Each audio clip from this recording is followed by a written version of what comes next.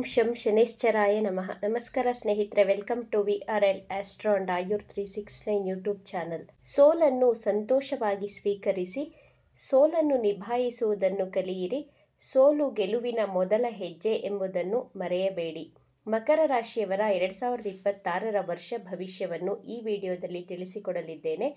ಮಕರ ರಾಶಿಯವರ ಆರೋಗ್ಯ, ವಿದ್ಯಾಭ್ಯಾಸ, ಜಾಬ್ ಹಾಗೂ ಬಿಸ್ನೆಸ್, ಲವ್ ಲೈಫ್ ಹಾಗೂ ಮ್ಯಾರಿಡ್ ಲೈಫ್ ಬಗ್ಗೆ ಈ ವಿಡಿಯೋದಲ್ಲಿ ತಿಳಿಸಿಕೊಡಲಿದ್ದೇನೆ. 2026ರ ಅಧಿಪತಿ ಸೂರ್ಯಗ್ರಹವಾಗಿದೆ.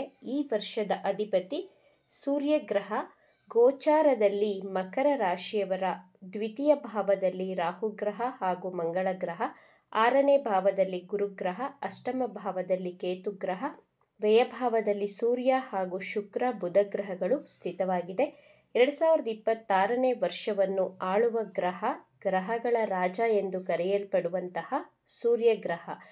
ಈ ಸೂರ್ಯಗ್ರಹ ಮಕರ ರಾಶಿಯವರ 8ನೇ ಮನೆಯ ಅಧಿಪತಿಯಾಗಿ 12ನೇ ಭಾವದಲ್ಲಿ ಸ್ಥಿತವಾಗಿದೆ. 8 ಅಂದರೆ ನಿಗೂಢವಾದಂತಹ ಸ್ಥಾನ, ಕತ್ತಲೆಯ ಭಾವವಾಗಿರುವುದರಿಂದ ಮಕರ ರಾಶಿಯವರಿಗೆ 2026ನೇ ವರ್ಷದಲ್ಲಿ ಜ್ಯೋತಿಷ್ಯ, ಆಧ್ಯಾತ್ಮ, ಮಂತ್ರ, ತಂತ್ರ, ರಹಸ್ಯ ವಿದ್ಯೆಗಳ ಕಡೆ ನಿಮ್ಮ ಆಸಕ್ತಿ, ಕಲಿಯುವಂತಹ ಕುತೂಹಲ ಹೆಚ್ಚಾಗಲಿದೆ. 8ನೇ ಮನೆ ಅಂದರೆ ನಿಮ್ಮ ಅತ್ತೆಯ ಮನೆಯವರು ಅಂತಲೂ ಆಗುತ್ತೆ. ನಿಮ್ಮ ಅತ್ತೆ ಮನೆಯವರ ಕುಟುಂಬಕ್ಕೆ ಒಳ್ಳೆಯದಾಗುತ್ತದೆ. ನಿಮ್ಮ ಅತ್ತೆ ಮನೆಯವರಿಂದ ನಿಮಗೆ ಗಿಫ್ಟ್ಸ್ ಸಿಗಲಿದೆ. ನಿಮ್ಮ ಅತ್ತೆ ಮನೆಯವರ ಕಡೆಯಿಂದ ಶುಭ ಸುದ್ದಿ ಕೇಳುತ್ತೀರಾ. ನಿಮ್ಮ ಪೂರ್ವಜರ ಹಣ, ಆಸ್ತಿ, ಜಮೀನು ತುಂಬ ದಿನಗಳಿಂದ ನಿಮಗೆ ಸಿಗಬೇಕಿತ್ತು, ಸಿಗುತ್ತಿರಲಿಲ್ಲ, ಪೆಂಡಿಂಗ್ ಇದ್ದರೆ 2026ರಲ್ಲಿ ನಿಮ್ಮ ಪೂರ್ವಿಕರ ಅಂದರೆ ನಿಮ್ಮ ಆನ್ಸಿಸ್ಟರ್ ಪ್ರಾಪರ್ಟಿ ಸಿಗುವಂತಹ ವರ್ಷವಾಗಿರುತ್ತದೆ. ನಿಮ್ಮ ರಾಶ್ಯಾಧಿಪತಿ ಶನಿಗ್ರಹ ಜುಲೈ 26ಕ್ಕೆ ವಕ್ರಿಯಾಗಲಿದೆ. ನಿಮ್ಮ 3ನೇ ಭಾವದಲ್ಲಿ iron related company, iron business, liquor, petroleum, oil business ಮಾಡುತ್ತಿರುವವರಿಗೆ ಉತ್ತಮ ಧನಲಾಭವಾಗಲಿದೆ. ಇಂಪೋರ್ಟ್ ಆ್ಯಂಡ್ ಎಕ್ಸ್ಪೋರ್ಟ್ ಬಿಸ್ನೆಸ್ ಮಾಡುತ್ತಿರುವವರಿಗೂ ಉತ್ತಮ ವ್ಯಾಪಾರ ಆಗಲಿದೆ. ಹೆಚ್ಚಿನ ಆರ್ಡರ್ ಸಿಗುವುದರ ಮೂಲಕ ಹೆಚ್ಚಿನ ಧನಲಾಭವನ್ನು ನೋಡುತ್ತೀರಾ. 3ನೇ ಮನೆಯಲ್ಲಿ ಶನಿಗ್ರಹ ವಕ್ರಿಯಾಗುತ್ತಿರುವುದರಿಂದ ನಿಮ್ಮ ಅಕ್ಕಪಕ್ಕದ ಮನೆಯವರ ಜೊತೆ ವಾದ ವಿವಾದಗಳಾಗುವಂತಹ ಸಾಧ್ಯತೆಗಳಿವೆ. ಆದ್ದರಿಂದ ಶಾಂತಿ ಸಮಾಧಾನವಾಗಿ ಮಾತನಾಡಿ, ಅನಾವಶ್ಯಕವಾದಂತಹ ಮಾತುಗಳಿಂದ ದೂರವಿರಿ. ಇಲ್ಲದಿದ್ದರೆ ಜಗಳ, ವಿವಾದಕ್ಕೆ ಸಿಲುಕಿ ಮನಃಶಾಂತಿ ಹಾಳಾಗುತ್ತದೆ. ರಾಹುಗ್ರಹ ದ್ವಿತೀಯ ಭಾವದಲ್ಲಿಯೇ ಸ್ಥಿತವಾಗಿರುತ್ತದೆ 2026 ಡಿಸೆಂಬರ್ ತಿಂಗಳವರೆಗೂ. ಆದ್ದರಿಂದ ಆಲ್ಕೋಹಾಲ್ ಕುಡಿಯುವುದು, ಸುಳ್ಳು ಹೇಳುವ ಹಾಗೆ ರಾಹುಗ್ರಹ ನಿಮ್ಮನ್ನು ಪ್ರಚೋದನೆ ಮಾಡುತ್ತದೆ. ಈ ರೀತಿ ಇದ್ದರೆ ನಿಮ್ಮ ಕುಟುಂಬದಲ್ಲಿ ಕಲಹಗಳಾಗುವಂತಹ ಸಾಧ್ಯತೆಗಳಿವೆ. ಆದ್ದರಿಂದ ಮದ್ಯಪಾನ, ಧೂಮಪಾನಗಳಿಂದ ಆದಷ್ಟು ದೂರವಿರಬೇಕಾಗುತ್ತದೆ. ಸಾಧ್ಯವಾದಷ್ಟು ಸತ್ಯವನ್ನೇ ಮಾತನಾಡಲು ಪ್ರಯತ್ನ ಮಾಡಿ. ವಿದ್ಯಾರ್ಥಿಗಳ ಬಗ್ಗೆ ನೋಡೋಣ. ವಿದ್ಯಾಭ್ಯಾಸವನ್ನು ಪಂಚಮ ಸ್ಥಾನದಿಂದ ನೋಡಬೇಕು. ನಿಮ್ಮ ಪಂಚಮಾಧಿಪತಿ ವ್ಯಯಸ್ಥಾನದಲ್ಲಿರುವುದರಿಂದ ವರ್ಷದ ಪ್ರಾರಂಭದಲ್ಲಿ ವಿದ್ಯಾಭ್ಯಾಸದಲ್ಲಿ ಆಸಕ್ತಿ ಕಡಿಮೆ ಇರುವುದು, ಆಲಸ್ಯ ಹೆಚ್ಚಾಗಿರುವುದು, ಶನಿಗ್ರಹದ ದೃಷ್ಟಿ ನಿಮ್ಮ ಪಂಚಮ ಭಾವಕ್ಕೂ ಬೀಳುತ್ತಿರುವುದರಿಂದ ವಿದ್ಯಾರ್ಥಿಗಳಿಗೆ ಓದುವುದರಲ್ಲಿ ಆಸಕ್ತಿ ಕಡಿಮೆಯಾಗಿ ತುಂಬ ಪ್ರಾಕ್ಟಿಕಲ್ ಆಗಿ ಥಿಂಕ್ ಮಾಡಲು ಸ್ಟಾರ್ಟ್ ಮಾಡುತ್ತೀರಾ. ಕೆಲಸ ಮಾಡಬೇಕು, ಹಣ ಮಾಡುವುದರ ಕಡೆ ಹೆಚ್ಚು ಯೋಚನೆ ಮಾಡುತ್ತೀರಾ. 2026ರಲ್ಲಿ ಹೈಯರ್ ಎಜುಕೇಷನ್ ಮಾಡಬಹುದು. ಆದರೆ ಕೆಲವು ಬಾರಿ ಶನಿಗ್ರಹದ ಪ್ರಭಾವದಿಂದ ಆಲಸ್ಯವನ್ನು ತೋರಿಸುತ್ತೀರಾ. ಮಿಡ್ ಅಕ್ಟೋಬರ್ ನಂತರ ವಿದ್ಯಾರ್ಥಿಗಳು ನಿಮ್ಮ ವಿದ್ಯಾಭ್ಯಾಸದಲ್ಲಿ ಉತ್ಸಾಹ, ಆಸಕ್ತಿಯಿಂದ ಓದುತ್ತೀರಾ.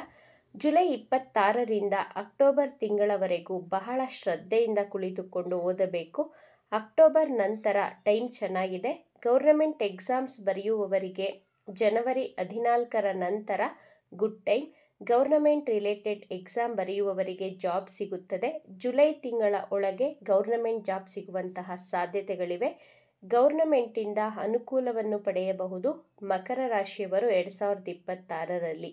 2026 ನಿಮಗೆ ಶ್ರಮದ ಫಲ ಸಿಗುವಂತಹ ವರ್ಷ. ಹಿಂದಿನ ವರ್ಷ ಮಾಡಿದಂತಹ ಪರಿಶ್ರಮಕ್ಕೆ ಈಗ ನಿಜವಾದಂತಹ ಫಲ ಬರುತ್ತದೆ. ಉದ್ಯೋಗ ಹಾಗೂ ಬಿಸ್ನೆಸ್ ಬಗ್ಗೆ ನೋಡುವುದಾದರೆ ಜನವರಿಯಿಂದ ಮಾರ್ಚ್ ತಿಂಗಳವರೆಗೂ ಕೆಲಸದಲ್ಲಿ ಒತ್ತಡಗಳಿರುತ್ತವೆ. ಏಪ್ರಿಲ್ನಿಂದ ಹೊಸ ಅವಕಾಶಗಳು, ಹೊಸ ಪ್ರಾಜೆಕ್ಟ್ಗಳು ಸಿಗುವುದು, ಪ್ರಮೋಷನ್ ಆಗುವಂತಹ ಸಾಧ್ಯತೆಗಳಿವೆ. ನಿಮ್ಮ ಬಿಸ್ನೆಸ್ಸಲ್ಲಿ ಹೆಚ್ಚಿನ ಧನಲಾಭವಾಗಲಿದೆ. ವರ್ಷದ ಮೊದಲ ಭಾಗದಲ್ಲಿ ಖರ್ಚು ಹೆಚ್ಚಾದರೂ ಮಧ್ಯ ವರ್ಷದಿಂದ ಲಾಭ ಬರಲು ಪ್ರಾರಂಭವಾಗುತ್ತದೆ. ಹೊಸ ಆದಾಯದ ಮಾರ್ಗಗಳು ಸಿಗುತ್ತವೆ. ಡಿಸೆಂಬರ್ ವೇಳೆಗೆ ಹಣಕಾಸಿನ ಸ್ಥಿತಿ ಉತ್ತಮವಾಗಲಿದೆ.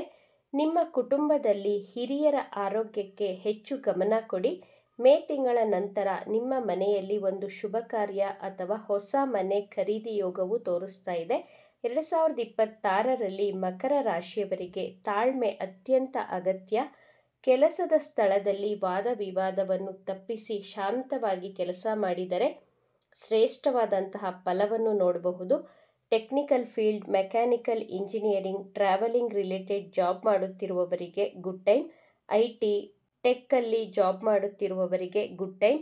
ಕಮ್ಯುನಿಕೇಷನ್ ರಿಲೇಟೆಡ್ ಜಾಬ್ ಮಾಡುತ್ತಿರುವವರಿಗೆ ವರ್ಷದ ಪ್ರಾರಂಭದಲ್ಲಿ ಅಷ್ಟು ಚೆನ್ನಾಗಿರುವುದಿಲ್ಲ. ಮಿಡ್ ಇಯರಲ್ಲಿ ಸ್ವಲ್ಪ ಟೈಮ್ ಚೆನ್ನಾಗಿದೆ. ಆಯಿಲ್, ಪೆಟ್ರೋಲ್, ಕಬ್ಬಿಣ, ಫಾರಿನ್ ರಿಲೇಟೆಡ್ ಜಾಬ್ ಮಾಡುತ್ತಿರುವವರಿಗೆ ಶಾರ್ಟ್ ಟ್ರಾವೆಲ್, ಗ್ಯಾಸ್, ಮ್ಯಾನುಫ್ಯಾಕ್ಚರ್ ಜಾಬಲ್ಲಿ ಧನಲಾಭವಾಗಲಿದೆ. ಏಪ್ರಿಲ್ 14ರಿಂದ ಮಿಡ್ ಆಗಸ್ಟ್ವರೆಗೂ ಪ್ರಮೋಷನ್ ಆಗುವಂತಹ ಸಾಧ್ಯತೆಗಳಿವೆ. ನಿಮ್ಮ ಜಾಬಲ್ಲಿ ಅಚೀವ್ಮೆಂಟ್ಸ್ಗಳನ್ನು ಮಾಡುತ್ತೀರಾ. ಜೂನ್ ತಿಂಗಳ ನಂತರ ವಿವಾಹಕ್ಕಾಗಿ ವಧು ಅಥವಾ ವರನನ್ನು ಹುಡುಕುತ್ತಿದ್ದರೆ ಕಂಕಣ ಭಾಗ್ಯ ಕೂಡಿ ಬರಲಿದೆ.